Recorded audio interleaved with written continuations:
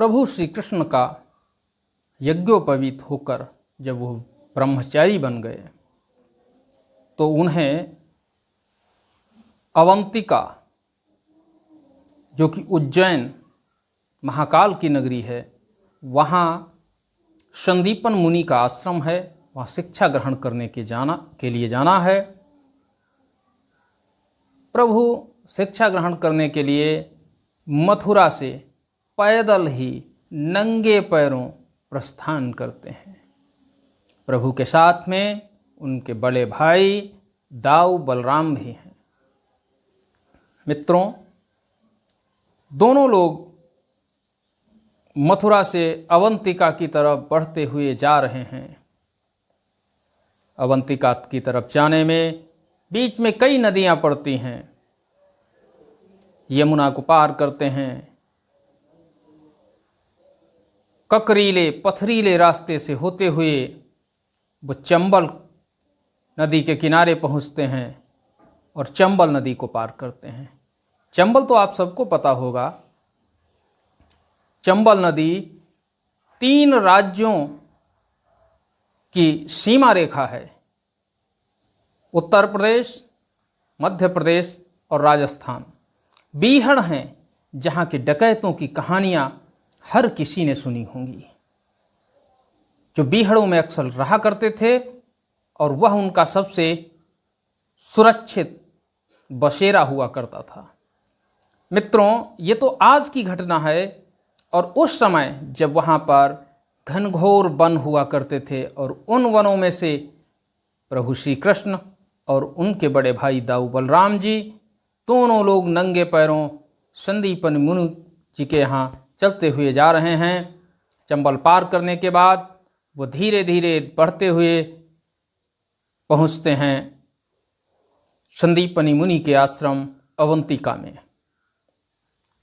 मित्रों, उस समय में जब वह अवंतिका की ओर शिक्षा ग्रहण करने के लिए संदीपन मुनि के पास गए थे, संदीपनी मुनि सबसे प्रकांड विद्वान थे। वो शस्त्र और शास्त्र दोनों के ही ज्ञाता थे। दोनों में से कोई भी विद्या ऐसी नहीं थी जो उनको ना आती हो।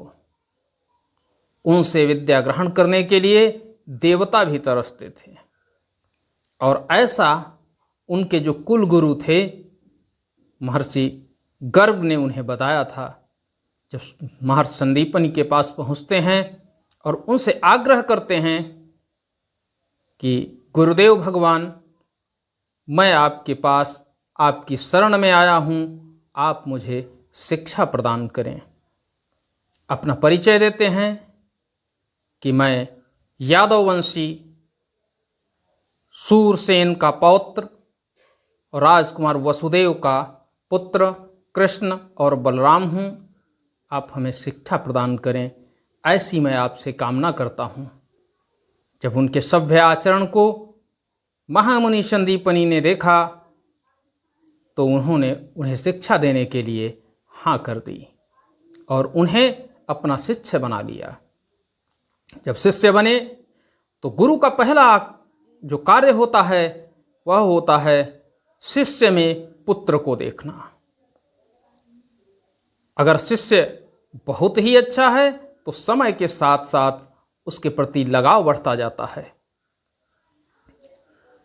संदीपनी मुनि के आश्रम में कई सारे स्टूडेंट, जो छात्र थे उस समय, शिक्षार्थी थे, शिक्षा ग्रहण करने के लिए पहले से थे और उनमें से एक थे श्री सुदामा जी। मित्रों, सुदामा जी कृष्ण के कुछ ज़्यादा ही करीब आए। महर्षि संदीपन अक्सर शिक्षा उनको रामचरितमानस, जो आज हम कहते हैं, ये पहले रामायण था, अर्थात भगवान राम के द्वारा किए गए कार्यों को वह उनको शिक्षा के रूप में बताते थे। किस तरह से प्रभु श्री राम गुरु वशिष्ठ के पास शिक्षा जब ग्रहण करते थे, भाइयों के साथ कैसा अनुराग रखते थे, किस तरह से वो अपने माता पिता से मिलते थे, माता पिता की सारी इच्छाएं पुत्रों को पूर्ण करनी होती हैं, क्योंकि माता पिता पुत्रों से वही इच्छाएं करते हैं जो पुत्र पूरी कर सकें, और पुत्र को अपना भरसक प्रयत्न करना चाहिए कि वह अपने माता पिता की किसी भी इच्छा को अधूरा न छोड़े। दृढ़ प्रतिज्ञ होना चाहिए। प्रभु श्री राम की सारी कथाओं के बारे में उन्हें बताया जाता है। साथ ही साथ ये भी बताया जाता है कि यदि भाई के लिए कितना भी बड़ा त्याग करना पड़े तो आपको करना चाहिए। हिस्से बंटवारे में यदि आप बड़े हैं तो छोटों के लिए आपके हृदय में पिता की जैसी जगह होनी चाहिए, और आप वह करें जो एक पिता अपने पुत्रों के लिए करता है। तभी आप भ्रातृत्व धर्म को पूर्णतः निभा सकते हैं, और आपसे छोटे भाई भी आपका ही अनुकरण करेंगे, जैसा कि रामावतार में हमको जानने को मिलता है। हम पढ़ते हैं, हमारे धर्मशास्त्रों में पढ़ाया जाता है। मित्रों, इसके साथ साथ उन्होंने ये भी बताया कि जो भी हमें कोई ज्ञान प्रदान करता है, और ज्ञान कहीं से भी मिल सकता है, ये नहीं कि एक ही हमारा जो गुरु है वही हमको ज्ञान देता है। ज्ञान कहीं से भी प्राप्त हो सकता है, और हमें उस ज्ञान को प्राप्त करना चाहिए, और उस व्यक्ति को हमें सदैव सम्मान करना चाहिए जिस व्यक्ति के द्वारा हमें ज्ञान प्रदान किया गया हो, वह कोई भी व्यक्ति हो।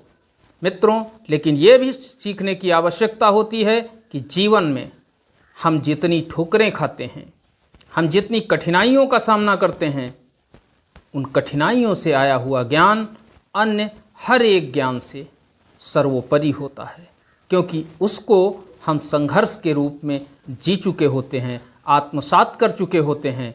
और इन सारी चीज़ों के बारे में बताते हुए प्रभु श्री राम के जीवन परिचय को आगे बढ़ा रहे हैं। साथ ही साथ उन्हें यह भी बताते हैं कि पत्नी के साथ हमें कैसे संबंध रखने चाहिए। प्रभु श्री राम मर्यादा पुरुषोत्तम थे, और उन्होंने सीता जी की जब पहली उनकी मुलाकात विवाह के बाद होती है तो उसमें वो कहते हैं कि मैं तुम्हें धन धान्य तो नहीं दे रहा हूँ, हीरे मुक्ता नहीं दे रहा हूँ, मणिमाणिक्य नहीं दे रहा हूँ, क्योंकि ये मेरी नज़र में कोई भी मूल्य नहीं रखते हैं, और अगर कोई मूल्य है तो वह मूल्य है मेरे वचन का, और मैं तुम्हें यह वचन देता हूँ कि मैं आजीवन किसी दूसरी स्त्री का वर्ण नहीं करूँगा। राजा लोग अक्सर कई विवाह किया करते थे। मित्रों, इन कहानियों को प्रभु श्री कृष्ण को उनके गुरु संदीपनी मुनि सिखा रहे हैं, बता रहे हैं, कई अन्य विद्याएं भी बता रहे हैं। हमारे अंदर तृष्णा नहीं होनी चाहिए। जैसे सीता जी ने जो मृग देखा था, वो मृग कौन सा मृग था? वो मृग था स्वर्ण मृग, और स्वर्ण मृग को देखना न किसी ने देखा न किसी ने सुना, लेकिन फिर भी माँ सीता ने उस पर विश्वास कर लिया और उसके पीछे प्रभु श्री राम को भेजने की जिद करने लगी। अर्थात हमें कभी भी धन धान्य के पीछे नहीं दौड़ना चाहिए, और जब जब हम धन धान्य के पीछे दौड़ते हैं, इन बाहरी आडंबरों के पीछे दौड़ते हैं, भौतिक सुख प्राप्त करना चाहते हैं, तब मुझे कष्ट ही मिलता है। और ऐसा ही माँ सीता के जीवन चरित्र में जो दिख रहा था, उसे वह अपने शिष्यों को बता रहे थे। किस तरह से माना कि स्त्री कोई गलती भी करती है, लेकिन फिर भी हमें अपनी आन बान शान के लिए शत्रु का डटकर मुकाबला करना चाहिए, लेकिन फिर भी हमें शरणागत की रक्षा करनी चाहिए। यदि शत्रु भी हमारी शरण में आ जाए तो उसे भी हमें रक्षा प्रदान करनी चाहिए। जैसे प्रभु ने कहा है कि कोटि विप्रबध लागई जोई, आए शरण तजहु नहीं तो ही। अगर करोड़ों ब्राह्मणों की हत्या का भी श्राप मुझे मिल जाए, फिर भी जो व्यक्ति मेरी शरण में आ जाएगा, मैं उसका परित्याग नहीं कर सकता हूँ। मैं सदैव उसकी सहायता के लिए तत्पर रहूँगा, लेकिन वो शरण में आना चाहिए। उसका मतलब ये नहीं कि वो हमसे कपट कर रहा हो और हम उसको जान न पा रहे हों, और अगर हम उसके कपट को नहीं जान पा रहे हैं तो इसका मतलब है कि हम धर्मज्ञ नहीं हैं, हम राजनीतिज्ञ नहीं हैं, हम कूटनीतिज्ञ नहीं हैं, और अगर इनमें भी हम कमी हमारे अंदर है तो हमें राजा बनने का कोई अधिकार नहीं है। मित्रों, जो प्रभु श्री राम ने किया, जो घटनाएं थीं, वो सारी घटनाएं वह अपने शिष्यों को लगातार बता रहे हैं। प्रभु श्री कृष्ण और श्री बलराम जी उन समस्त शिक्षाओं को अत्यंत ध्यानपूर्वक श्रवण कर रहे हैं। साथ ही साथ मात्र 64 दिन के अंदर ही उन्होंने सारी विद्याएं ग्रहण कर ली। जितनी भी विद्याएं थीं, जो विद्या उनके गुरु ने उन्हें बताई, उन्होंने उसको ग्रहण करने में कोई भी समय नहीं लगाया। मित्रों, ये जो कार्य था अद्वितीय था, क्योंकि एक बार में जब कोई शिक्षा किसी शिष्य को दी जाती है तो वह एक बार में ग्रहण नहीं कर पाता है। और जब ऐसी स्थिति आती है कि शिष्य एक बार में ग्रहण नहीं कर पाता है तो गुरु समझता है कि ये प्रयत्न कर रहा है, लेकिन जब पहली बार में ही आ जाती है तो गुरु भी विस्मित होने लगता है। और वही स्थिति महामुनि संदीपनी की भी हो रही थी कि वो समझ नहीं पा रहे थे आखिर ये दोनों बालक एक बार बताने मात्र से ही मेरी समस्त शिक्षाओं को कैसे सीख जाते हैं और उनको पूर्णतया क्रियान्वयन करना भी जान जाते हैं। इस गुण के कारण वह प्रभु से अत्यंत प्रसन्न थे और वह समझते थे कि यह कोई मानव नहीं बल्कि कोई न कोई दिव्य आत्मा है। और इस बात को समझकर वो प्रभु और श्री बलराम जी से अत्यधिक प्रेम करने लगे, उन्हें एकांत में अलग भी शिक्षा देने लगे। और जब वह उन्हें शिक्षा दे रहे थे, इसी बीच उनके दिमाग में आया कि ऐसा किया जाए कि इनको आज मैं जो हमारे पास विद्याएं थीं वह तो मैं दे चुका हूँ, लेकिन जीवन में तीर्थाटन सबसे बड़ा अहम रोल निभाता है। आज से लेकर पुरातन में जहाँ भी गुरु शिष्य की पद्धति के बारे में हम सुनेंगे, हमारी परंपरा में, हमारी संस्कृति में तीर्थाटन सबसे अहम रोल रखता है। कारण तीर्थाटन से हमें कई तरह की संस्कृतियों के बारे में जानकारी प्राप्त होती है, कई तरह के लोगों से मिलने का अवसर प्राप्त होता है। कभी कभी हमारे पास धन होता है या नहीं होता है, और अगर हमारे पास धन नहीं है, उस विपरीत परिस्थिति में, उस विषम परिस्थिति में हम खुद को किस तरह से व्यवस्थित करते हैं, हमें जीने की एक शैली प्राप्त होती है। इसलिए आदिकाल से लेकर आज तक जो भी हमारी सांस्कृतिक पद्धति पर चलाए जाने वाले सांस्कृतिक केंद्र हैं, विद्यालय हैं, उन सब में आज भी भ्रमण की एक व्यवस्था की जाती है और छात्रों को भ्रमण के लिए भेजा जाता है।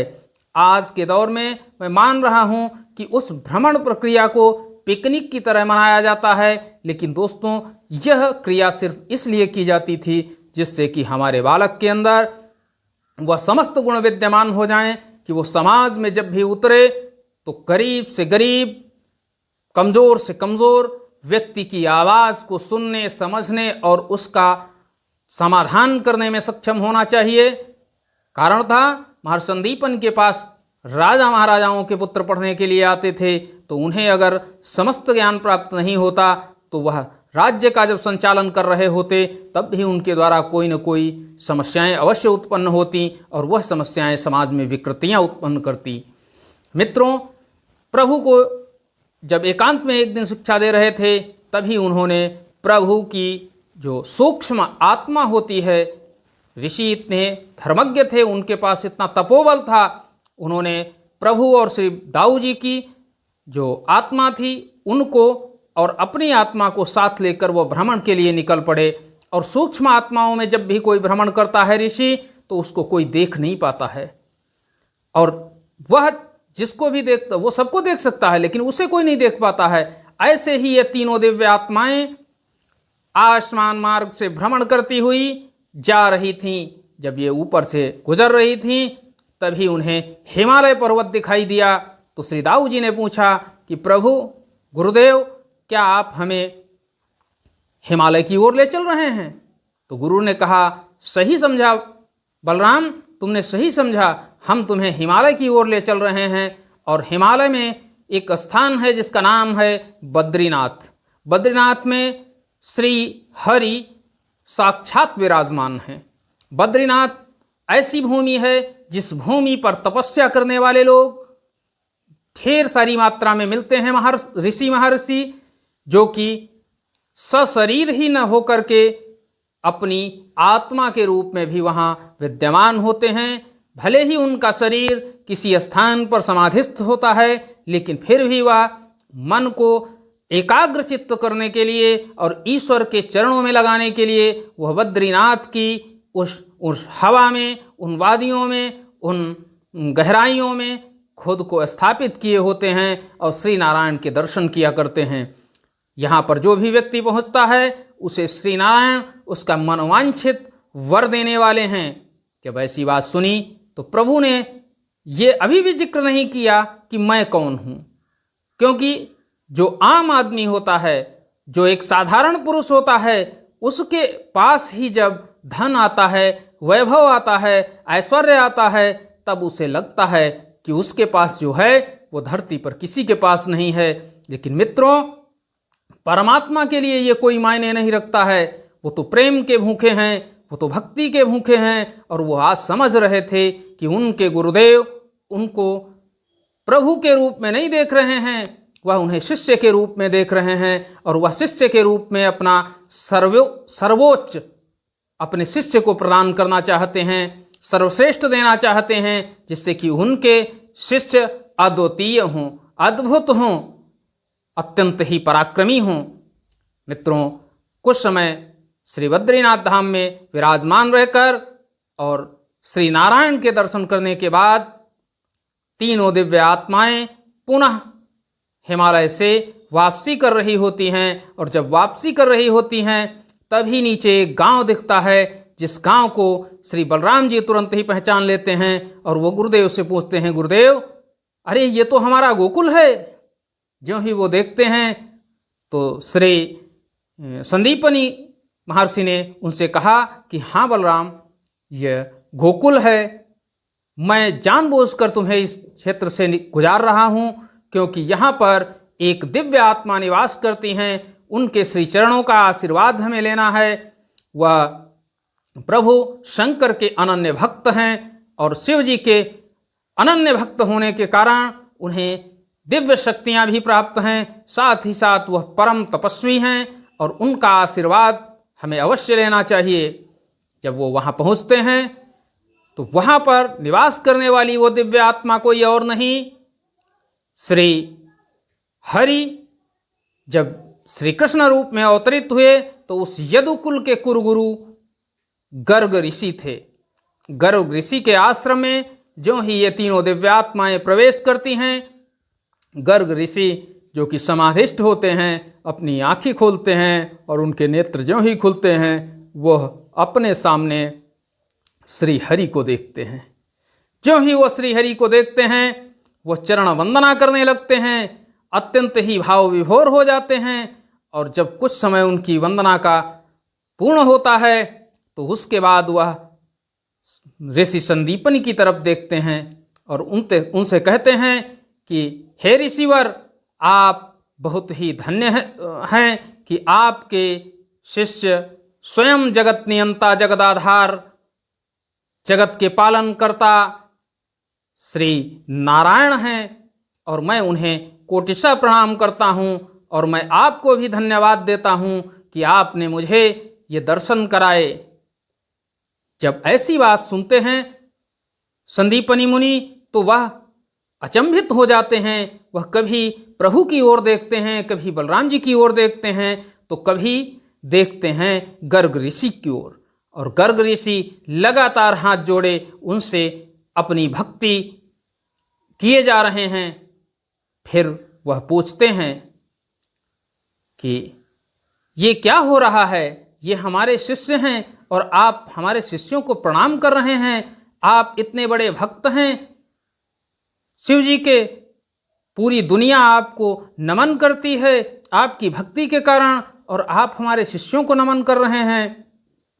तो ऋषि गर्ग उनसे कहते हैं कि हे महर्षि संदीपनी, भले ही वह आपके शिष्य हैं, लेकिन शायद आपको ये पता नहीं है कि यह कौन है।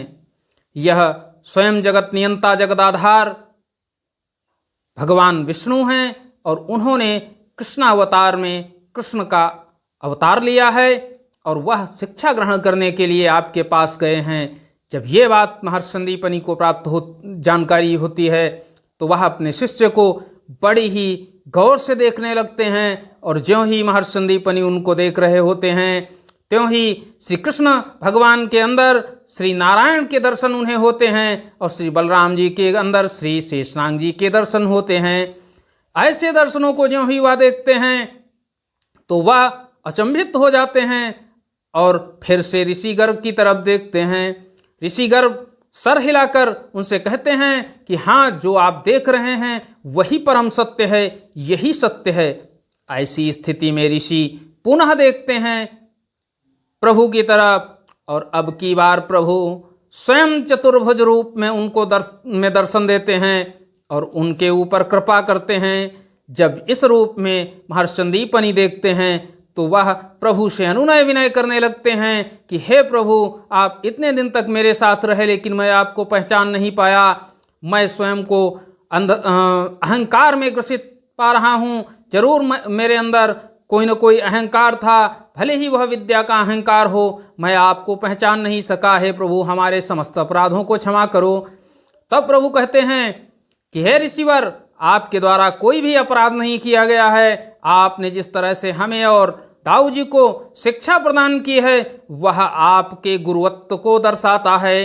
आप अपनी संपूर्ण शिक्षाएं, संपूर्ण विद्या अपने शिष्यों में समाहित करना चाहते हैं और युगों युगों तक आपका इस कारण नाम लिया जाएगा। लेकिन ये जो स्वरूप आज आपके सामने हमारा प्रकट हुआ है, यह स्वरूप आपको अभी याद नहीं रहेगा, कुछ क्षण बाद ही आप भूल जाएंगे, क्योंकि अभी आपके प्रारब्ध में किए गए कर्मों का कुछ अंश बाकी है और उसकी वजह से अभी आप हमारे इस दर्शन को भूल जाएंगे। जब ऐसा कहते हैं तब महर्षि संदीपनि हाथ जोड़ते हुए कहते हैं कि हे प्रभु, भले ही हम कुछ समय के लिए भूल जाएं, लेकिन इतनी कृपा अवश्य कर देना कि आगे का जो जीवन हमारा हो वह सदैव आपके श्री चरणों में लगा रहे। तो प्रभु कहते हैं कि महर्षि, आप कुछ समय के लिए ही भूलेंगे, उसके बाद आपके लिए सब कुछ बेहतर होता चला जाएगा, सब कुछ बढ़िया होता चला जाएगा और फिर आप जब गोलोकवासी होंगे तब भी आपको वहाँ सर्वोच्च स्थान मिलेगा, क्योंकि आपने अपना कार्य पूर्ण दृढ़ता और निष्ठा के साथ किया है।